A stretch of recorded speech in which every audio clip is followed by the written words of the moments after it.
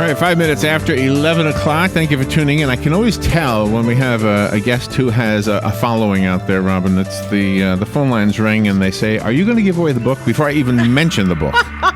So such is the case. So you all know Lisa Gardner, or many of you apparently do already. Let me introduce you to those who don't. Did I say that right? Lisa Gardner is on the phone. She's an award-winning New York Times bestselling author. That's what you need to know. And she's got a reputation for writing psychological thrillers, and maybe a name for the fans who know her. Maybe they don't know the name Flora Dane. I think that's a new name for them, right? Yes. We're going to find out from Lisa herself. Good morning, Lisa. Gosh, you've got a fan club right here in Ocala. Good morning, Lisa. Oh, that's always wonderful to hear. Good morning, and thanks for having me on the show. Are you in New England? I am. I'm in the mountains of New Hampshire. Are you getting snow right now? No, heaven forbid. I mean, we're ski country, and it's just been a depressing year. Are you getting Trump right now? Yeah, in New Hampshire, we don't vote for anyone we haven't personally met. Oh, that's funny. Well, thank you for being on the air with us today. Yeah, you've got a following, but this is Flora Dane as a new character? Absolutely. So Find Her brings back Detective Dee Dee Warren for longtime fans, but it's really fundamentally Flora's story. 5 years ago, in Florida, on spring break as a college student, she was kidnapped and held for 472 days. Flora was rescued, and in theory this should be her happily ever after. But 5 years later, she is just not finding it. She is now obsessed with self-defense, self-reliance. She follows all abduction and missing persons cases in the news. And when a Boston college student goes missing, it might be Detective Dee Dee Warren's case, but it's Flora's obsession to find this girl and bring her home safe. Wow. You've done a pretty good job of selling the book just with a one paragraph or two right there. So where did the idea start for you? Most of my novels have been based on true crime, and in the case of Find Her, I read an article about a fairly new unit in the FBI called the Office for Victim Assistance. And it's this recognition that we're getting these cases that just no longer fit in a box.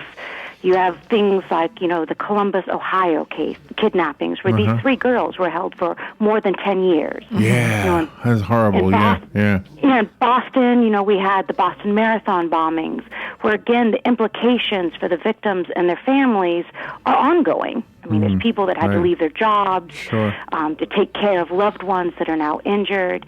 And so the Office for Victim Assistance is now there for families. So in the case of Flora, when she was kidnapped 5 years ago, it's the Office for Victim Assistance that works with, her mom. Because in this day and age, if your kid goes missing, heaven forbid you should grieve. Instead, you have to go on national news. You have to do the cable news circuit. You have to run a social media campaign. You have to answer questions from the press. But even more than that, the FBI will tell you, you have to deliver the right message, because the kidnapper's out there somewhere listening. And I even got to interview a mom who had been through this. Her daughter was brought home safely. But she's like, the entire family couldn't work anymore. I mean, this becomes a full-time job. And she described it as less crime and more like cancer. It just takes over everything. And even though the victims are returned home safely, they really have this huge psychological wall that they have to break through, not just them, but the immediate family as well. Yeah, for Flora, on the one hand, she knows she's home safe. But on the other hand, she spent a whole year of her life, more than a year, feeling powerless. And it's like she's still trying to overcome that. So she's become like the MacGyver of self-defense. You leave her alone in your garage with trash, and she is going to find a way out. Do you remember? Do you remember Patricia Hearst? Are you old enough to remember Patricia Hearst? I've read about the case. Yeah, and so when she was captive, she kind of was turned into one of the bad guys, I guess, temporarily. And I never really understood the psychology of that. The other term that's used, Patty Hearst, everyone talks about Stockholm Syndrome. A more typical syndrome they call trauma bonding, and you see it even in acute cases of abuse. It's you go through all these emotional highs and lows with the same person till it feels like, no one else can understand you. No one else can understand this experience except for the abuser themselves. And, Flora, 5 years later, she hates the guy who took her. But she's also still stuck with this notion that he's the single most powerful relationship she's ever had. I mean, where does she go from here? So there must be an interesting thing that happened for you in order to be able to understand the character you're creating. I read a lot of memoirs of a lot of the girls that did come home safe, and it's interesting the things you don't think about. I mean, the obvious is that, it was violent and it was terrifying. But one of the things they all talked about is the boredom. I mean, if you're abducted and you're held in a room where you're chained up, I mean, there's just endless hours of nothing. And, we don't think about this in this day and age where, we're all entertained on our phones and our TVs. Right. Like, that boredom almost becomes the toughest thing to endure. And one of the things Flora kind of has to learn how to do in her own captivity is self-entertain. And she becomes quite resourceful. Some of the things she comes up with I got from reading other accounts, and some just, well, geez, if you were stuck in a coffin-sized box, what would you do to pass the time, Well, you've got expressive eyes. Look at you. You could be an actress. Yes. You're very kind. So do we spend some time in the book, Lisa? Do we spend some time with her in captivity? Are we with her during that time? Yes. In Find Her, you have, the current case. You have Detective Dee Dee Warren and Flora Dane, both obsessed with trying to find this missing college student, Stacey Summers. But kind of unspooling as the book goes on is also scenes of what happened 5 years ago. Because one of the things that starts to become clear is that what Flora went through 5 years ago has everything to do with who she is and what she is doing now. And at a certain point, Detective Dee Dee Warren even starts to realize it's solving that riddle that's going to finally start to move them all forward. Lisa Gardner is our guest, and you have a Lisa Gardner fan club out there. I don't know if they actually call themselves that, but they were asking about the book. So before I give this one away, how do we buy it? The book is available tomorrow, February 9th, everywhere books are sold. Also available for people who prefer the e-readers. For more information, readers can check out lisagardner.com. Follow on Facebook, where you can also see adorable pictures of my new little puppy. Oh, and what's your puppy's name? Bowie, and he's sound asleep at my feet, and he's just this white fluff ball. He's just adorable. Oh, that is so cool. Did you get him since David Bowie died? Yes, we did. And if you ask us, it's David Bowie. If you ask my 12-year-old daughter, it's a Bowie knife, because she doesn't do 70 pop stars. So when you are really a fabulous writer, because you really do get into the head of all of the separate characters that you have in the book, and you don't confuse the characters' personalities at all. They stay strong throughout the whole novel, and that's really important to the story. One of the things I really loved about writing Find Her is I've done a lot of books on, what's the nature of a predator, are serial killers born and made. But Find Her is the inverse of that. It's like, what makes a survivor? That's what this book is all about. Flora Dane has endured the worst, but she still needs to find herself. It's kind of what it's all about. And know that she really is strong, and she really can make it, and she's not a victim. She is a survivor. That's why you have so many lady fans. Oh, they just want to know how to kill people with plastic straws. That's right. I went to your website. So let's see. Is Bowie one of these two dogs in the picture with the foliage? Oh, the fluffy white one, yes. One of them is Bowie. Which one is Bowie? The littler one? Yeah, the fluffy white one. The whiter one. Okay, they're both white and black. Okay. Well, he's fluffy. They're both fluffy. They're both fluffy to me. All right, I know somebody wants it. I have it right here. It's a hardcover book. It doesn't even come out till tomorrow. It's wonderful. And you can have the one that Lisa sent to us. It's right here. It's called Find Her. Tomorrow it'll be. Is it number one already? Do you ever get on the list before it even releases? No, we get to next week. Next Wednesday's the big New York Times night where you get the news. So don't call around 5 o'clock if you know an author on a Wednesday night. Okay. Well, call me right now if you want the one that was sent to us. You're welcome to have it. It's a nice hardcover book. Again, it's called Find Her, Lisa Gardner. Lisa, thank you so much for being on the air with us today. That was fun. Oh, thank you, Robin and Larry. All right, we'll take a break and be right back.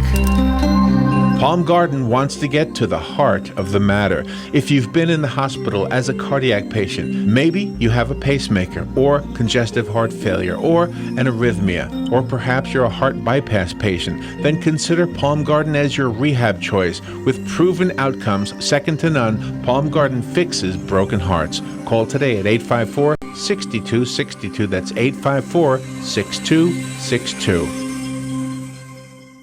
Have you heard of Hyperdirectory? When looking for local businesses, go to hyper.directory. No need for www, no need for .com, just hyper.directory. Connecting customers to local companies when it matters most. Hyperdirectory is your local business directory partnered with the Ocala Chamber and Economic Partnership to bring you trusted local businesses. Keeping Ocala local. Use hyper.directory. No www, not even .com, just hyper.directory. Connecting customers to businesses when it matters most. Check this out. New shows? Check. Check. Some new talent? Check. The same great sports talk? I'm seeing it right now. Wrong. Wrong again? Wrong. It's better. There are so many great things going on in sports. We gotta get it. From our mics. Test. To your ears. The latest update we got is...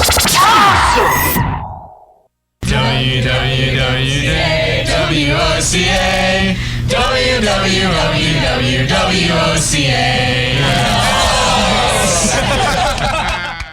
The most trusted name in news, Fox News, every half hour, only on 96.3 FM, 1370 AM, The Source. WOCA. 1370 WOCA. 18 minutes after 11 o'clock. Nice looking clear sky, cool temperatures, going to remain cool all this week. So that's why you got the extra blanket out last night, isn't it? Right? Yeah. So we've been talking about the Super Bowl. We've been talking about our own little things that we've been doing. We did the first Friday Art Walk, and then yesterday we did, what did we do yesterday? Oh, The Boy Scout Troop Boy Scout 113, Troop. Yeah. their annual fundraising events with their spaghetti dinner in Weirsdale. So we haven't had a whole lot of talk about the primary tomorrow up in New Hampshire. Right. It's crept its way in a little bit, but let me just give you some information. Tomorrow is a big primary. New Hampshire is considered to be a huge implicating primary. Even some say even more so than Iowa.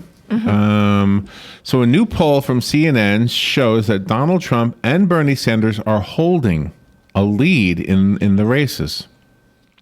Wow. Good. I'm glad. That's not That'll good be news for great. Hillary, is it? No. Sanders holds a 54% to 40% advantage over Hillary Clinton. Nice. And no public polling has found Clinton in the lead in New Hampshire since November. No public polling has found Clinton in the lead. That's going to be an interesting turnout tomorrow. And Donald Trump holds the Republican field with 31%, well ahead of Marco Rubio's 15%.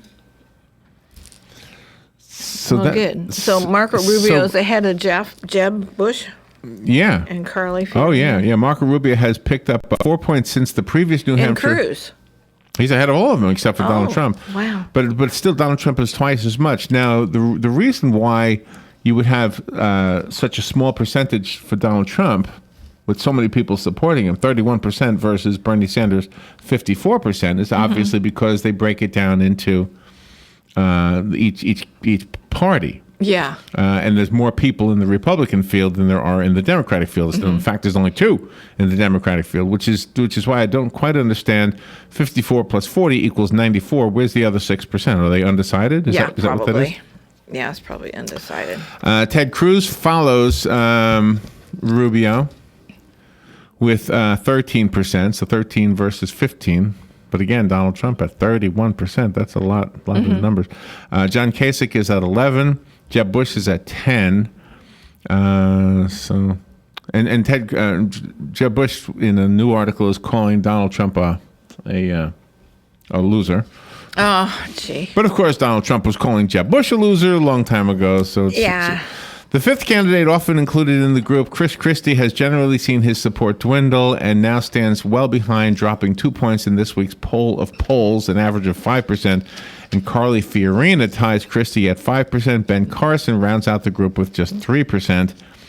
Well, but you know what it is? Each of the candidates make good points on the questions they're asked. I saw a little bit of the Republican debate on Saturday night, and Chris Christie was answering a lot of questions, and he was doing it really well, I thought. But there was friction between him and Marco Rubio because it was between Christie and Marco. You know, it was a cool banter back and forth. I thought that was very intelligent. The folks who did this report, CNN and WMUR, say that 30% of all likely Republican voters responded that they hadn't decided yet whom to support. They hadn't decided. Well, good for them. 16% of Democratic voters said they hadn't decided yet. I think that's a good thing because it's a good thing to listen to everybody, what they say. Good morning. You're on the air.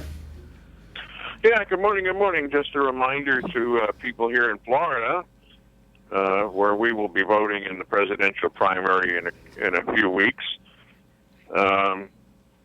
If you're not registered by the end of next week, you will not be able to vote in the primary, whichever primary you intend to vote in. That's right. Get out and register to vote. That's right. What is it, the 16th? Is that the date? Yeah. 16th, yeah. Okay. Yeah, good reminder. Thank you, Jim. Appreciate that. All right. Have a good day. Bye. Yeah. Well, yeah, it'll be interesting to see how it all plays out, isn't it? That's right. Exactly. But everybody's got to keep an open mind about everything. And there are people that vote straight party and they vote however, they're told to vote. And didn't the polls prove to be accurate in Iowa? I mean, didn't Cruz come ahead and the poll said he would? Yeah. Yeah, they did, but it was only by one delegate. One delegate. One delegate, yes. Yeah. So these, the people are getting really serious about these polls now. About a week ago, CNN's final poll of polls in Iowa covered 5 polls spanning 11 days, and the updated New Hampshire poll of polls rolled out 5 polls covering nearly 2 weeks. A new update to the poll of polls in New Hampshire covers just 5 days, yet includes 7 polls. Are you following all that? Yes. The New Hampshire presidential primary is a special case for pollsters and tends to attract more polling than other primary states. Compared with Iowa, where low turnout caucuses mean that finding actual caucus goers can sometimes require tens of thousands of calls to adults or registered voters. New Hampshire is a lot easier to poll, according to this. Oh, yeah, that just makes more sense to me. I mean, these people live and breathe politics more so than any other state, I think. More than half of the registered voters in New Hampshire typically show up to vote, a better rate than many other places in the nation, including Ocala. Yeah, of course. Although we've had our good. There's been some elections where the next day when we reported the turnout, it was pretty good. Right, but the primary here in Marion County is really, really bad because hardly anybody comes out for the primary, and that is too sad. You need to go out and vote. If you can't get there, you vote absentee, and like the caller Jim was pointing out, you got to be on top of your voter registration, because if you don't do it, they're not going to come over and treat you like a 5-year-old and say, are you registered? Do you want to change your party, or whatever questions they have. New Hampshire's primary is tomorrow. The Democratic debate is on the 11th. The 13th is the next Republican debate. The South Carolina primary, another big one, is the 20th of this month. The Democratic caucus in Nevada is also on the 20th. The 23rd is the Republican caucus in Nevada. The 25th is another Republican debate. The 27th is the South Carolina Democratic primary. Yeah, and it's coming up. It's coming up really, really quick. March 1st, considered Super Tuesday. This is where a bunch of states head to the polls to make their pick. And March 9th is the Democratic debate. March 10th, the following Republican debate. And then March 15th is the Florida primary. The Sunshine State heads to the polls March 15th, and it's usually considered one to watch. March 15th is also the Ohio and the North Carolina primaries. Oh, okay, nice. And that's pretty cool that they're all happening on the same day. So do you think we'll see a third party rise? I don't think so. Not this year. No, it's too late, and that's what really bothers me. I mean, after the elections all the time, somebody says we got to have a third party, but then, okay, so you've got 4 years to the next presidential election. That third party, it never happens. The people never get together to make sure that this third party is big and strong by the time the end of the 4 years comes. It's not for lack of trying, though. Yeah, but they don't give it any press coverage. They don't get all together. Because, okay, but that's the press's fault in a way. Yeah, but they don't have people that they're endorsing. If the mainstream press behaved like small time talk radio like us, then the third parties would have a better shake at it because I think in bragging a little bit about the small time, and I can't talk why the big time does what they do. But I think the small time, I think we do focus on it. We do want to be sure we have every voice heard. Yeah. I mean, as far out as they may be, we have, in the past anyway, attempted to allow them to be on the air. But the people in the third party have to make noise. They have to. They first have to decide on one person. Well, what I think has to happen with the third parties, here's what I think. I think a third party needs to have some strength, but they have to have a small snowball kind of approach. They have to say, let's get some folks into the city council. Let's get some folks into the county commission. Let's get some folks locally elected here, there, and in different places around the country. Yeah. Right. And then next time around, maybe try to get somebody into maybe a congressman seat, you know, and then try to have a pool of third party, and it'd have to be a third party that seems to be. You'd have to look at it as a marketing thing. It seems to be something. It would have to seem to be wanted. Exactly. And in fact, in a sense, you could argue that Donald Trump is a third party. Yeah. Because he doesn't truly reflect what the Republican philosophy is. No, he's reflecting what the American people reflect. Well, and taking him at his word, he could be misleading us. You have to remember that's possible since he has contradicted himself throughout the years. Right. But assuming he changed his mind sincerely about certain things, there are some things he has said that clearly don't put him in the same pool as the other candidates that are Republican right now. You know, and he's got the alpha male of a Ronald Reagan, but he is not a Ronald Reagan. No. As far as philosophy goes. No, but he will surround himself with people that know how to do things. Well, I know, and you support him, and that's why you say those things. But I mean, if you remove yourself from supporting him and just look at what he says, it's not that he's a bad candidate. I'm just saying he represents something that is different from what the Republican philosophy typically is. Right. Which kind of makes him a third-party candidate in a way. Yeah. But running as a Republican. Good morning. You're on the air. Yes, good morning. And what kind of candidate would you call Hillary Clinton? She's done everything against the United States, and people aren't able to punish her no matter what she does. Right, exactly. Yeah, well, I'm not arguing that. I'll let you talk about that, and I'll cut myself out. All right, thank you. Yeah, well, I was focusing mostly on the Republican candidates. Right. That's what's coming up. Yeah. All right, we will push forward when we come back. We got a fun game today. It's Fun with Joe on the other side. If we have something else, we might have a chat with Jared. I'm not so sure. But Fun with Joe today is born in the 50s. Nice. You, Joe, and I have that in common. We're all born in the 50s. Exactly. So we'll take a little break and have that Fun with Joe moment in about 12 minutes from now. This is The Source, WOCA Ocala.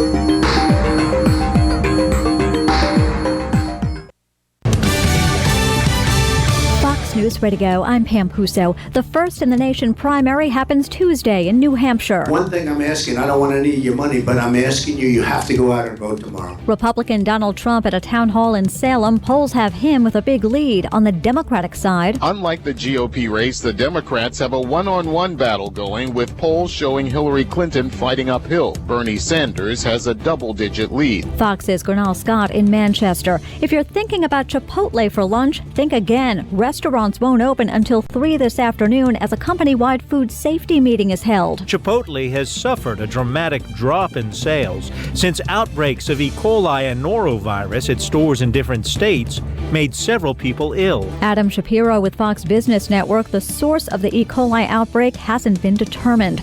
Fox News, we report, you decide.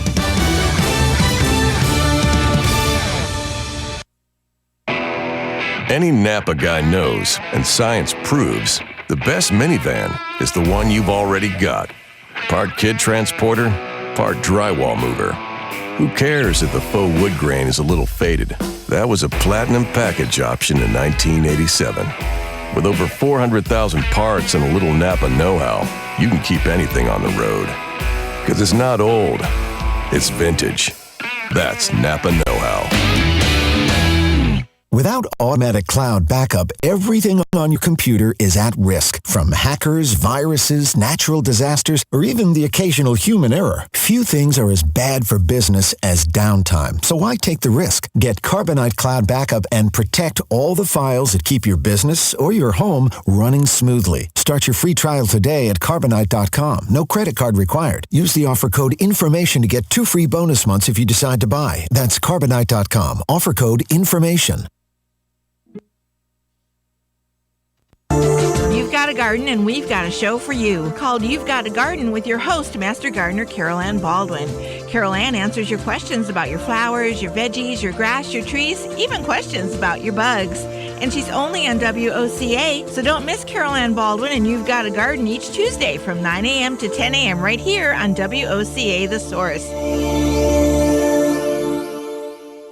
Here are today's headlines from The Source, WOCA. Florida Senator Marco Rubio is rising in the polls and getting some rough treatment from other Republican presidential candidates. In the latest GOP debate, Rubio defended his record of accomplishment in the U.S. Senate and the Florida legislature. But when confronted with questions about his record, he quickly pivoted his criticism to President Obama. That prompted New Jersey Governor Chris Christie to accuse the freshman senator of ducking tough questions by repeating short, canned speeches. Christie insisted that Rubio simply does not have the experience to be president, and former Florida Governor Jeb Bush, Rubio's former mentor, called Rubio a gifted politician, but suggested he is not ready for the White House. The 6th man to walk on the moon has died. NASA officials say astronaut Edgar Mitchell died on Thursday in West Palm Beach after a brief illness. After he and Alan Shepard helped rescue Apollo 13, Mitchell was a module pilot in 1971 on the Apollo 14 mission. He died just 1 day before the 45th anniversary of the lunar landing. Mitchell is one of only 12 men to have ever walked on the moon. He devoted the latter part of his life to studying the mind and physics, along with physics and aliens and other unexplained phenomena. Mitchell was 85 years old.